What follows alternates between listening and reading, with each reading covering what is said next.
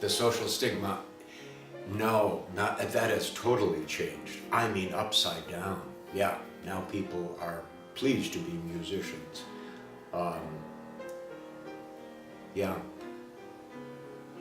Music study has changed because now they have jazz departments where people actually learn to improvise, and they have music theater, which back in my day there was theater and there was music, and they weren't mixed ever at all.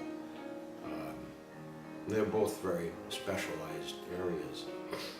So it's changed a lot since those days. I was able to travel on 6 continents because one day a guy named Bobby Gorman, who was a pianist coach, which is what I did for a living in New York, called and said, I'm supposed to leave on a Norwegian ship. It was like the next day or some crazy thing. I just cleared out my calendar and said I would love to.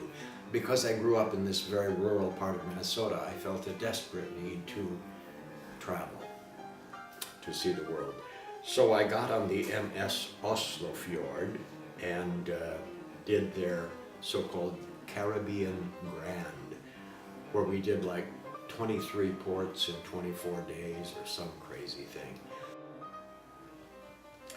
I learned a system of piano playing that was sort of made popular by a Russian woman named Isabel Vengerova, who was the head of the piano. No, she wasn't. She was a teacher at Curtis Institute in Philadelphia. She died before I got to New York, but her assistant was Olga Stumilo, who was my teacher. So I learned that system. The system is when you push a key down on the piano, there are 3 steps. The first is prepare.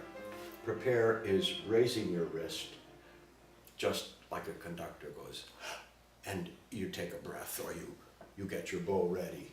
And the piano, you do that, you go, oh. Then play. Then follow through to relaxation, to complete relaxation. And usually that involves lowering the wrist to there. So that's,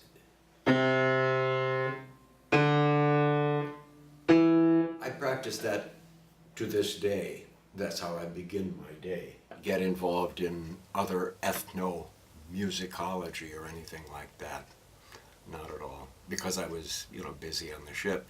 When you're on a ship, you take your home with you, and you play on the ship, and you play your music.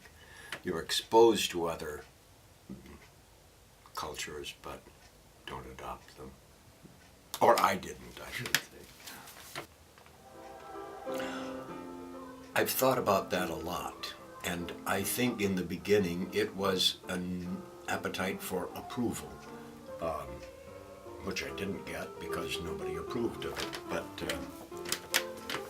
after lots of work, then the music, and this happened, I was fortunate.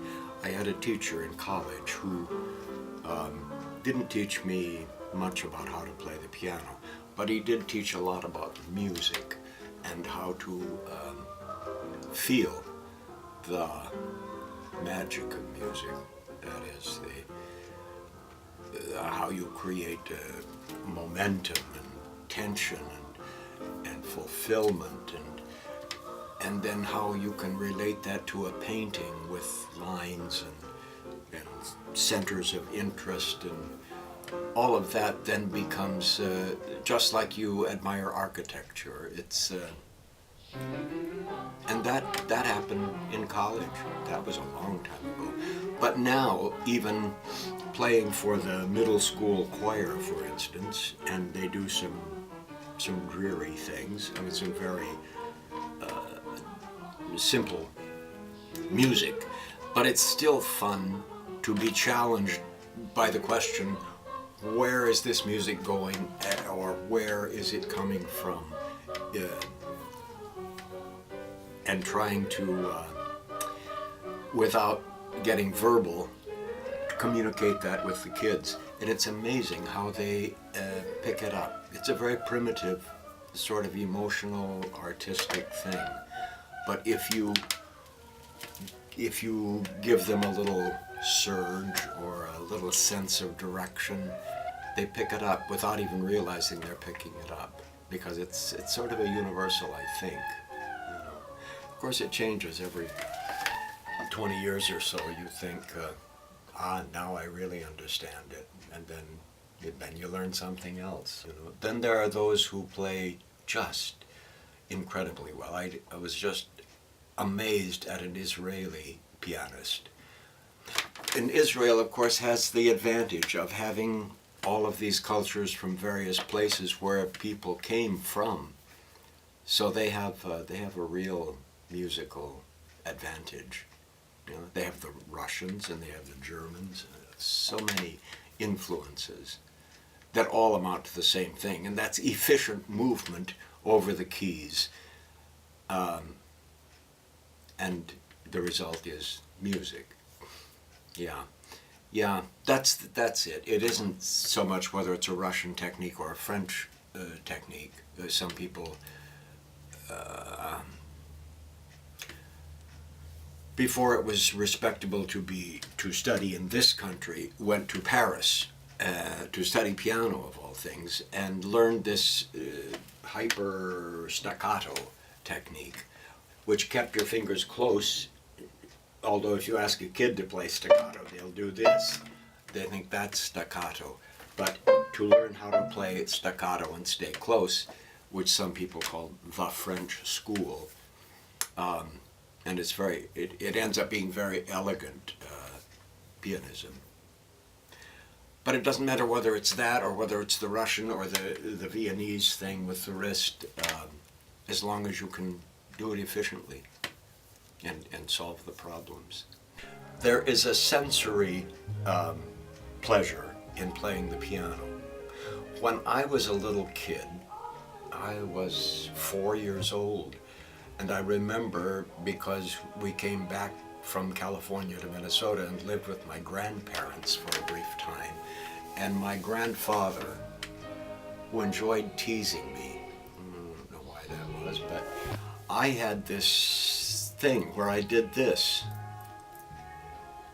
I mean, I suppose I would have been given pills if I were doing that now, but I wasn't. They didn't know about that. So I did this. Well, it gave me pleasure to feel my fingers flattening against each other. I don't know if anybody else feels that way. You know, you see this, executives doing this. But when you learn a Russian technique, there is pleasure in just prepare, play, relax. Well, you can incorporate. It's like someone's giving you a very gentle massage to all of this area and the muscles that control the hand.